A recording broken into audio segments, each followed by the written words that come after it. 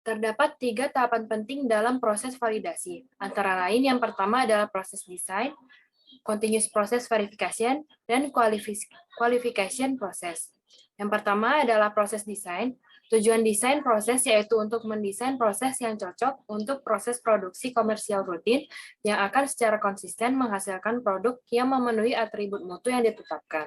Menentukan proses manufacture base komersial yang nantinya akan tertuang pada dokumen induk produksi dan strategi kontrol proses. Contoh kritis setiap tahap tersebut yakni menentukan desain dari fasilitas yang diperlukan.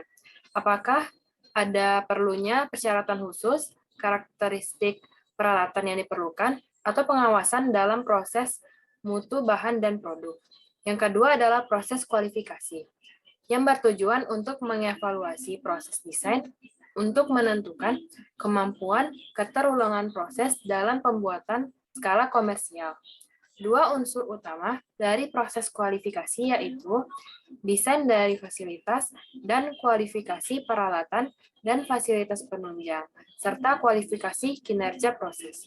Proses kualifikasi merangkum semua variabel yang diketahui dari proses dan membuktikan bahwa semua prediksi yang dibangun pada tahap 1 dapat menghasilkan keturunan kinerja proses dan kinerja produk yang diharapkan.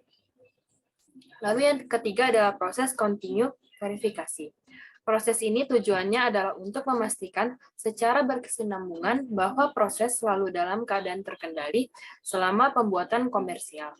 Pada tahap ini dilakukan pada produksi rutin skala komersial dengan real-time monitoring pada parameter operasional dan proses kritis menggunakan perangkat statistik yang tepat. Karakteristik produk antara lain adalah stabilitas, spesifikasi, latihan, dan kualifikasi personil, peralatan, fasilitas, dan strategi pengendalian perubahan, investigasi pada deviasi.